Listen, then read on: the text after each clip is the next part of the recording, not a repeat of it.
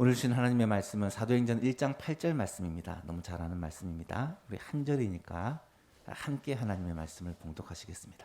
사도행전 1장 8절 말씀 함께 봉독하시겠습니다. 같이 함께 봉독합니다. 오직 성령이 너희에게 임하시면 너희가 권능을 받고 예루살렘과 온 유대와 사마리아와 땅 끝까지 이르러 내 증인이 되리라 하시니라. 아멘. 오늘 말씀의 제목이 선교는 교회의 본질입니다 라는 제목입니다. 본래는 이 본문 말씀 그대로 땅끝까지 이르러 내 증인이 되리라 라는 제목으로 잡았다가 계속 고민하는 가운데 이 선교라는 것이 교회의 본질이라는 이 사실이 우리의 마음에 좀 깊이 박혔으면 좋겠다라는 마음으로 제목을 그렇게 붙여보았습니다. 9월의 주제가 선교의 회복이었고 전도와 선교의 회복을 위해서 올 가을 영혼추수의 열매를 거두자고 열심히 여러분과 함께 말씀도 나누고 또 함께 기도하고 있습니다. 모든 민족을 제자로 삼으라. 땅끝까지 이르러 주님의 증인이 되라. 예수님은 이 땅을 떠나시면서 마지막으로 제자들에게 이 지상 명령, 가장 큰 명령, 대사명을 맡겨주셨습니다. 이 사명을 맡은 제자들 그리고 이 사명을 맡은 교회는 오늘날에도 이 사명 감당하기 위해서 정말 최선을 다하고 있습니다. 특별히 9월 한 달 동안에는 사복음서와 사도행전에 나타난 예수님의 이 지상명령, 대명령을 함께 살펴보고 있는데요. 첫 주에는 우리 마태복음에 나타난 지상명령을 살펴보았습니다. 하늘과 예수께서 나와 말씀하여 이르시되 하늘과 땅의 모든 권세를 내게 주셨으니 그러므로 너희는 가서 모든 민족으로 제자를 삼고 모든 민족을 제자로 삼아 아버지와 아들과 성령의 이름으로 세례를 베풀고 내가 너희에게 분부한 모든 것을 가르쳐 지키게 하라. 가서 제자 삼고 세례 베풀고 가르쳐서 지키게 하라. 볼지어다 내가 세상 끝날까지 너희와 항상 함께 있으리라. 이 명령을 주시고 이 명령을 행하는 자들에게 임마누엘의 약속을 주고 계십니다. 마가복음에서는 어떻게 대사명이 기록되어 있습니까? 또 이르시되 너희는 온 천하에 다니며 만민에게 복음을 전파하라. 믿고 세례를 받는 사람은 구원을 받을 것이요 믿지 않는 사람은 정죄를 받으리라. 믿는 자들에게는 이런 표적이 따르리니 하면서 이 복음을 받아들이고 믿는 자에게 주시는 복이 어떤 것인지를 상세하게 설명해 주고 있습니다. 오늘날에도 우리는 힘써 말씀을 전파하고 이 복음을 듣고 믿는 자에게는 이런 놀라운 역사들이 일어난다는 것입니다. 누가복음에서는 지난주에 살펴보았죠. 어떤 명령을 주셨습니까? 또 이르시되 이같이 그리스도가 고난을 받고 제3일에 죽은 자 가운데서 살아날 것과 또 그의 이름으로 죄사함을 받게 하는 회개가 예루살렘부터 시작해서 모든 족속에게 전파될 것이 이미 성경에 기록이 되어 있으니 너희는 이 모든 일의 증인이라. 그렇습니다.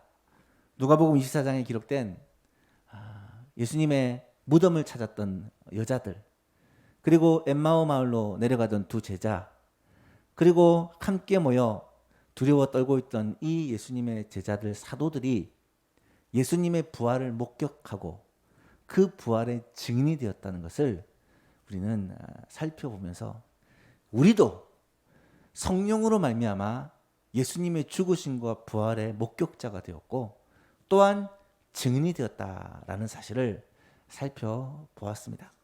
이 증인의 사명을 감당하는 것이 바로 오늘날 그리스도인, 제자, 성도가 해야 될 사명이라는 것이죠. 오늘은 마지막 시간입니다. 우리가 너무나 잘 알고 있는 사도행전 1장 8절 말씀을 가지고 선교는 교회의 본질입니다 라는 제목으로 말씀을 나누고 싶습니다. 설교는 제목만 기억해도 반을 기억한다 그러죠. 선교는 교회의 본질입니다 라는 이 사실이 우리의 마음속에 좀 깊이 새겨지는 이 시간이 되었으면 좋겠습니다. 오늘 본문을 한 번 더 함께 읽어보았으면 좋겠습니다. 시작. 오직 성령이 너희에게 임하시면 너희가 권능을 받고 예루살렘과 온 유대와 사마리아와 땅 끝까지 이르러 내 증인이 되리라 하시니라. 아멘. 예수님께서 이 땅에 교회를 세우신 목적이 무엇이냐? 한마디로 말하면 복음을 전파하도록 하기 위함이라는 것입니다. 교회가 해야 될 일이 많은데 우리가 늘 얘기하지만 교회는 예배를 해야 되고 영혼 구원을 해야 되고 교육을 해야 되고 또 사역을 해야 되고 교제를 해야 되는 공동체인데 그중에 가장 우선적으로 해야 되는 교회의 첫 번째 사명이 뭐냐? 영혼 구원하는 것. 영혼 구원하는 전도와 선교의 사명이다라는 말입니다. 전도와 선교는 넓은 의미에서는 같은 의미지만 조금 더 세분하면 전도와 선교는 조금 차이가 있습니다. 전도는 같은 언어를 사용하는 이 같은 민족에게 복음을 전하는 것이라고 하면 선교는 다른 언어, 또 다른 문화, 다른 인종, 다른 사람들에게 복음을 전하는 것을 선교라고 말합니다. 하지만 오늘날에는 이 전도와 선교의 경계가 별로 의미가 없어져 버리게 됩니다. 왜냐하면 같은 나라에 같은 시대를 살아가는 사람들이지만 이 세대에 따라서 너무 가치관과 삶이 다르기에 청소년 전도라고 하지 않고 청소년 선교라고 말을 하고 같은 시대 같은 땅에 살아가지만 외국인 노동자들이 워낙 많아서 이 외국인 노동자들을 선교한다. 같은 지역에 살고 있지만 또 탈북민들은 가치관과 삶이 너무 달라. 탈북민을 선교한다. 이런 표현을 많이 사용합니다. 어쨌든 전도와 선교는 다 영혼을 구원하는, 복음 전하여 영혼 구원하는 것이다 라는 것은 틀림이 없습니다. 그렇다면 교회는 이 전도와 선교에 열심을 내야 한다는 거예요. 먼저 가까운 가족들, 친지들, 친구들, 이웃들, 직장 동료들, 내 주위의 사람들에게 열심히 전도를 해야 되고 좀 더 나아간다면 이 지역에 있는 사람, 조금 더 나아간다면 대한민국에 살고 있는 사람들에게 전도하는, 이것을 위해서 개척교회, 미자립 교회들을 돕고 복음 전하는 일을 지원하는 것이고 나아가서 세계 선교를 위해 선교사를 파송하고 선교사를 후원하고 선교사들을 위해서 기도하는 이런 선교의 사역들을 감당하는 것입니다. 그렇다면 왜 교회가 전도와 선교에 열심을 내야만 하는 것인가? 이것이 교회의 본질이라고 말하는가? 가장 먼저 오늘 본문 말씀에서 읽었듯이 이것이 주님의 대명령, 주님의 지상명령이기 때문입니다. 오직 성령이 너에게 임하시면 너희가 권능을 받고 예루살렘과 온 유대와 사마리아와 땅끝까지 이르러 내 증인이 되리라. 이 문장 구조를 자세히 보시면 만약에 성령께서 임하시면 너희가 내 증인이 될 것이다. 인과관계로 설명을 하는 것 같습니다. 물론 그렇게 이해를 하셔도 됩니다. 성령 받으면 자연스럽게 복음의 증인이 되는 것입니다. 하지만 이 헬라어 문법에서 이 표현을 명령형으로 그렇게 해석하기도 합니다. 성령 충만을 받아 복음의 증인이 되어야 한다라는 명령으로 볼 수도 있다는 거예요. 따라서 이 지상명령, 사도행전의 이 마지막 명령이 우리에게 주시는 메시지는 분명합니다. 먼저 성령 받아야 된다. 그리고 그 권능 가지고 복음 전해야 된다. 이것이 우리 제자들의, 성도들의, 교회의 사명이다라는 것입니다. 그러면 어떻게, 어디에 복음을 전해야 되느냐? 예루살렘과 온 유대와 사마리아와 땅끝까지 복음을 전해야 된다. 이것을 오늘 우리 교회에 적용을 시키자면 예루살렘에서 복음의 증인이 되는 것은 바로 지역 전도라고 말할 수 있습니다. 늘 말씀드리지만 나의 가까운 사람들, 가족, 친지, 친구, 이웃, 우리 주위의 사람들, 직장을 다니는 사람들, 만나는 사람들, 부딪히는 사람들을 바로 예루살렘과 우리 지역 사람들을 지역 전도라고 우리가 이해할 수 있습니다. 온 유대 복음이 증인이 되는 것은 국내 전도로 이해를 할 수 있습니다. 유대라는 것은 한 나라거든요. 국내 전도, 이 나라에 복음 전하는 것. 우리가 곳곳을 다니며 복음을 전할 수 없게 예수만교회는 우리 국내에 7교회와 1개 선교기관을 정하고 그들을 후원하고 기도하는 것입니다. 그 교회들이 곳곳에서 복음 사역을 잘 감당하기 위해 우리가 물질로 돕고 기도로 돕는 거죠. 지난주에 김기동 목사님이 저 인천에 있는 담없는 교회에서 지금 개척한 지 8년이 돼서 열심히 사역하고 계시는데 그 이야기를 좀 들었습니다. 우리의 후원과 기도가 목사님에게 힘이 되고 격려가 된다라는 것을 알았고, 이제 이런 교회들이 우리 대한민국의 7교회 그리고 태권도 선교학과에서는 전 세계에 나가서 복음을 전하는 학생들이 있다라는 것을 우리는 알게 됩니다. 앞으로 가능하다면 우리가 섬기고 후원하는 교회에 코로나가 좀 해결되어지고 활동이 가능하게 되면 전도팀을 좀 파송해서 거기서 가서 전도도 하고 성경학교도 좀 하고 또 교회에 필요한 것들도 돕고 지역 섬김도 하면서 그렇게 전도에 실제적인 도움이 될 수 있다면 더 좋을 것입니다. 사마리아에서 복음의 증인이 된다라는 말은 우리나라의 형편에 해석을 해보자면 북한 선교라고 설명할 수 있습니다. 같은 민족이지만 결코 같아질 수 없는, 같은 언어를 사용하지만 쉽게 하나 될 수 없는 민족, 그것이 바로 사마리아입니다. 역사적인 아픔이 있는 곳이죠. 우리나라로 얘기하면 북한이 그런 나라입니다. 같은 언어를 사용하고 같이 붙어 있지만 어쩌면 가장 먼 나라가 북한이죠. 분명한 사실은 북한이 언젠가는 열릴 것이고 그 북한에 복음을 전할 교회는 바로 한국교회라는 거예요. 언어가 같다는 것이 굉장히 무기가 되어지고 어쩌면 그들의 영혼을 위해서 우리도 오랫동안 기도해왔고 북한의 성도들도 오랫동안 기도하고 있기 때문입니다. 마지막으로 땅끝까지 이르러 증인이 되라는 것은 세계 선교를 의미한다라고 말할 수 있습니다. 해외 선교, 선교사님들을 통해 복음이 아직 들어가지 아니하는 많은 나라들과 민족들에게 복음 전하는 일은 오늘날 교회가 반드시 해야 될 일이라고 말할 수 있습니다. 그렇다면 이 명령을 받은 제자들은 구체적으로 어떻게 이 명령을 순종했을까요? 먼저 이들은 성령의 충만함을 받아야 된다라는 이 말씀 때문에 먼저 마가이온의 다락방에서 기도합니다. 오로지 기도에 힘썼을 때 오순절 성령 강림의 역사를 체험하죠.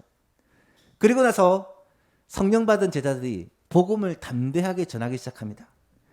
베드로가 한 번 전도하면 3,000명, 또 5,000명씩 그렇게 믿고 회개하는 역사가 일어나게 되어지고 날마다 믿는 자들이 교회에 더하여지는 역사가 일어납니다. 그래서 예루살렘의 교회가 폭발적으로 성장을 하게 됩니다. 사도행전 2장에 보면 3,000명이, 4장에 보면 5,000명이, 6장에 보면 훨씬 더 많은 사람들이, 아마 수만 명이 그렇게 믿는 자들이 더하여지는 역사가 일어났던 것 같습니다.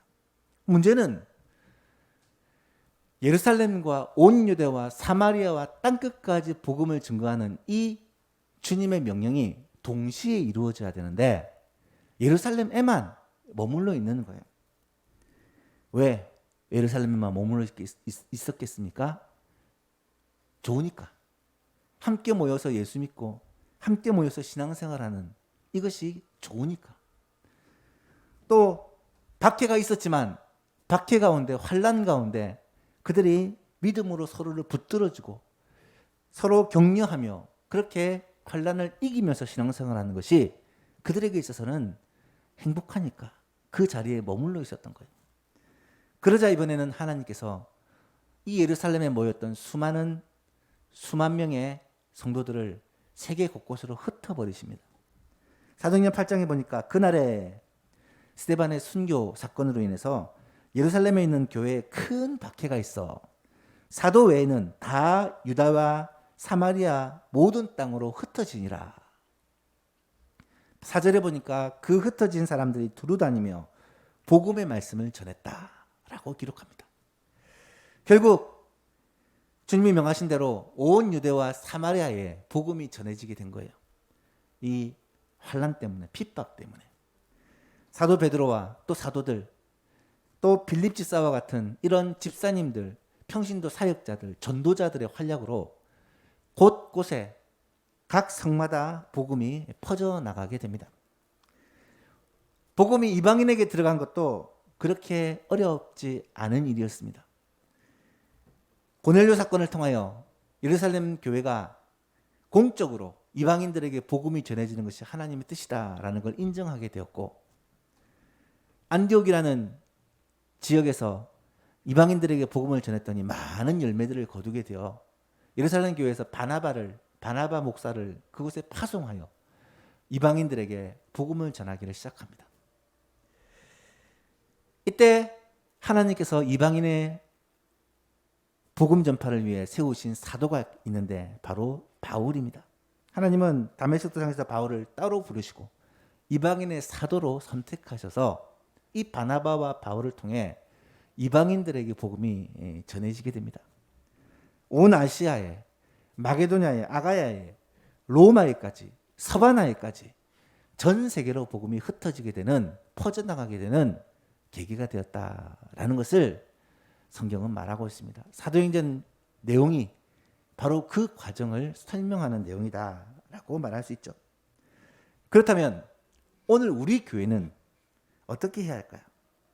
오늘 우리 교회도 전도와 선교를 위해 최선의 노력을 다해야 할 것입니다.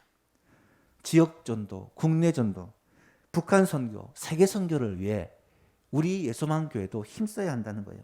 왜냐하면 전도와 선교는 교회의 가장 큰 사명이요, 교회의 본질이요, 교회의 존재 목적이라고 말할 수 있기 때문입니다. 사도 바울이 이 전도와 선교를 교회의 본질이요 존재 목적이라고 말한 내용이 성경에는 자주 나타납니다. 바울은 늘 이 사명을 가슴에 품고 살았고 이것을 위해 자신의 전 삶을 드렸습니다. 대표적인 경우가 사도행전 20장에 보라 이제 나는 성령에 매여 예루살렘으로 가는데 거기서 무슨 일을 당하는지 알지 못하노라. 오직 성령이 각 성에서 내게 증언하여 환난과 핍박이 나를 기다리고 있다고 하나 내가 달려갈 길과 주 예수께 받은 사명 곧 하나님의 은혜의 복음을 증언하는 일을 마치려 하면은 나의 생명조차 조금도 귀한 것으로 여기지 아니하노라. 생명 걸고 하나님께 받은 이 사명, 은혜의 복음 전하는 사명을 감당하겠다는 거예요. 고린도전서에서는 내가 복음을 전할지라도 자랑할 것이 없으면 내가 부득불할 일임이라. 부득불할 일임이라. 만일 복음을 전하지 않으면 내게 화가 있을 것이다. 내가 내 자유로 이것을 행하면 상을 받겠지만 내 자유로 아니한다 할지라도 나는 사명을 받았기 때문에 하지 않을 수 없다. 부득불할 수밖에 없다. 사랑하는 성도 여러분, 사명이라는 단어는요, 내가 하고 싶으면 하고 하기 싫으면 안 하는 것을 사명이라고 말하지 않습니다. 사명은 하기 좋으나 싫으나 할 능력이 있으나 없으나 반드시 꼭 해야 되만 하는 것을 사명이라고 표현합니다. 왜 이 사명이 우리에게 소중합니까? 사람으로부터 받은 사명이 아니라 주님으로부터 받은 사명이기 때문입니다. 그래서 바울은 자신의 생명조차 아끼지 않고 이 사명 감당하겠다고 그렇게 선언하고 있는 것입니다. 사랑하는 성도 여러분, 이 사도 바울의 마음을, 이 바울의 고백을 들으면서 오늘 우리에게도 전도와 선교, 복음 전하는 이것이 하나님이, 예수님이 내게 맡기신 사명이라는 사실을 깨닫기를 바라고, 우리 예수만 교회가 꼭 감당해야 될 가장 가치 있는, 가장 중요한 일이라는 사실을 깨닫게 될 수 있기를 축복합니다. 그래서 예수만 교회는 몇몇 사람만 아니라 목사님, 장로님만 아니라 선교 사역국만이 아니라 전 교인이, 각 기관이, 각 전도회가 모두가 영혼 구원하는, 복음 전하는 이 일에 우리의 마음을 모으기를 원하고, 이것이 교회를 세우신 목적이요, 교회에 주신 가장 중요한 사명이요, 교회의 본질이라는 사실을 꼭 깨달을 수 있기를 주님의 이름으로 축복합니다. 교회가 전도와 선교에 최선을 다해야 되는 이유가 한 가지 더 있습니다. 그것은 하나님의 모든 관심이 이곳에 집중되어 있기 때문입니다. 성경을 읽다 보면 하나님의 관심이 어디에 있는지가 보입니다. 성경에서 강조하고 있는 그런 내용들이 두드러져요.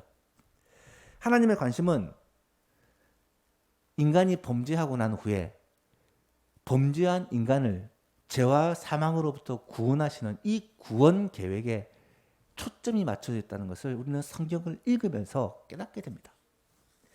오늘도 성경 퀴즈 대회를 진행을 하지만 성경을 읽다 보면 사무엘상, 사무엘하, 로마서 전혀 상관없어 보이는 이 성경들에서도 하나님이 구원 계획을 가지고 구원 계획을 이루어 가신다는 사실들을 우리가 발견하게 된다는 거예요. 그래서 성경을 구속자적인 관점, 하나님의 구원 계획의 관점으로 보아야 하나님의 마음을 알고 그 의도를 깨달을 수 있는 거예요. 창세기 3장 15절을 보면 인간이 범죄한 직후 하나님께서는 이미 구원 계획을 선포하고 계십니다. 내가 너로 원수가 되게 하고 내 후손도 여자의 후손과 원수가 되게 하리니 여자의 후손은 내 머리를 상하게 할 것이요 너는 그의 발꿈치를 상하게 할 것이다. 여자의 후손은 예수님을 가리키는 표현입니다. 오실 메시아 예수님께서 너 사탄을 가리키는 표현이에요. 너의 머리를 상하게 한다. 예수님의 그 구속사역과 십자가 승리를 예언하는 말씀입니다. 이후로도 성경을 계속해서 읽어보면 성경 전체가 인간 구원을 향한 하나님의 계획임을 알 수가 있습니다. 창세기 18장 19장을 읽어보면 소돔과 고모라 사건이 나타납니다. 소돔과 고모라 성이 하나님 앞에 아주 악한 죄악으로 관영하여 하나님이 심판을 합니다. 그런데 여러분, 그 악한 도성 소돔을 심판하실 때 하나님께서는 그냥 소돔성을 쓸어버리지 않습니다. 하나님께서는 천사를 그곳에 보내어 이 소돔성에게 회개의 기회를 주시고 그 성이 돌아오기를 기대하고 계십니다. 아브라함에게는요, 이 소돔성에 대한 하나님의 멸망 계획을 미리 알리고 소돔성을 위해 중보기도하게 하십니다. 여러분, 아브라함이 중보기도한 사건 성경에서 보시잖아요. 50명만 의인이 그 가운데 있으면 하나님 그 성을 멸하시겠습니까? 내가 의인 50으로 인해 그 성을 멸하지 않겠다. 그러면 하나님 5명 부족해서 45명이면 어떻습니까? 40명이면 어떻습니까? 30명이면 어떻습니까? 20명이면 어떻습니까? 마지막에 10명만 있으면 어떻습니까? 아브라함이 하나님과 그렇게 밀고 당기면서 기도한 이유가 무엇입니까?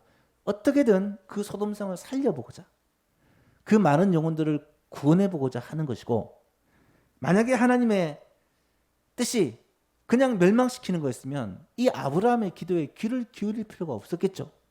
하지만 하나님은 아브라함의 기도를 계속 들어주시면서 어떻게든 이 소돔성에 하나님의 긍휼을 베풀려고 애를 쓰고 있다는 사실을 우리는 성경을 읽으며 알 수가 있습니다. 결국 소돔성에 살고 있는 유일한 의인 이 롯을 멸망하는 소돔성 가운데 건져내지 않습니까? 천사를 직접 보내어서. 기생 라합도 마찬가지입니다. 하나님을 대적하여 심판을 받는 여리고성이 그냥 다 쓸어버리면 되는데 이스라엘 정탐꾼을 숨겨준 믿음을 가진 한 기생 그리고 그의 가족들을 하나님의 심판 가운데서 건져주십니다. 무엇을 말합니까?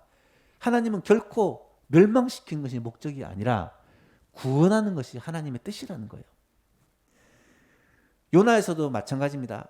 니느웨 성을 향한 하나님의 그 심판, 하나님의 진노가 있음에도 불구하고 하나님은 멸망시키는 게 목적이 아니라 구원하는 게 목적이라는 걸 너무나도 명백하게 보여줍니다.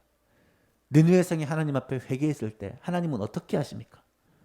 그 성을 구원하십니다. 요나가 하나님을 향해서 대들고 따졌을 때 하나님은 뭐라고 말씀하십니까? 여호와께서 이르시되 내가 수고도 아니하였고 재배도 아니하였고 하룻밤에 났다가 하룻밤에 말라버린 이 박농쿨도 네가 이렇게 아꼈거늘 하물며 이 큰 성 니느웨에는 좌우를 분별하지 못하는 사람이 12만 명이요 가축도 많이 있나니 내가 어찌 아끼지 아니하겠느냐. 에스겔 선지자를 통해서 하나님은 보다 직접적으로 말씀을 하십니다. 범죄하는 그 영혼은 죽을지라. 아들은 아버지의 죄악을 담당하지 않을 것이요 아버지는 아들의 죄악을 담당하지 아니하리니 의인의 공의도 자기에게로 돌아가고 악인의 악도 자기에게로 돌아가리라. 그러나 악인이 만일 그가 행한 모든 죄에서 돌이켜 떠나 내 모든 율례를 지키고 정의와 공의를 행하면 회개하면 반드시 살고 죽지 아니할 것이라. 그 범죄한 것을 하나도 기억함이 되지 아니하리니 그가 행한 공의로 말미암아 살리라. 주 여호와의 말씀이니라. 내가 어찌 악인이 죽는 것을 조금인들 기뻐하랴. 그가 돌이켜 그 길에서 떠나 사는 것을 어찌 기뻐하지 아니하겠느냐. 그렇습니다. 하나님은 악인이 멸망받는 것을 기뻐하지 않으세요. 죄인이 하나님의 심판을 받는 것을 기뻐하지 않는다는 거예요. 회개하고 죽게 돌아와 구원받는 것을 간절히 원한다는 것입니다. 그래서 구약을 보면 하나님이 시대마다 선지자들을 보내어 그들을 깨우치고 하나님께 돌아오라, 하나님께 돌아오라고 외치십니다. 에녹을 보내시고 노아를 보내시고 아브라함을 보내시고 모세를 보내시고 엘리야를, 엘리사를, 이사야를, 예레미야를 수많은 선지자들을 보내셔서 하나님께로 돌아오라 그렇게 외치십니다. 그리고 마지막에 누구를 보내십니까? 아들을 보내십니다. 예수 그리스도를 보내십니다.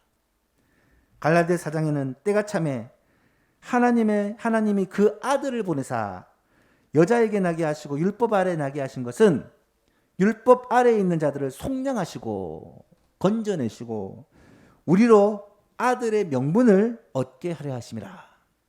히브리서에서는 말씀합니다. 옛적에 선지자들을 통하여 여러 부분과 여러 모양으로 우리 조상들에게 말씀하셨던 하나님이 이 모든 날 마지막에는 아들을 통하여 우리에게 말씀하셨으니 이 아들을 만유의 상속자로 세우시고 또 그로 말미암아 모든 세계를 지으셨느니라. 이는 하나님의 영광의 강체시요 예수님을 말합니다. 그 본체의 형상이시라. 그의 능력의 말씀으로 만물을 붙드시며 죄를 정결하게 하시는 일을 하시고 높은 곳에 계신 지극히 크신 이의 우편에 앉으셨느니라.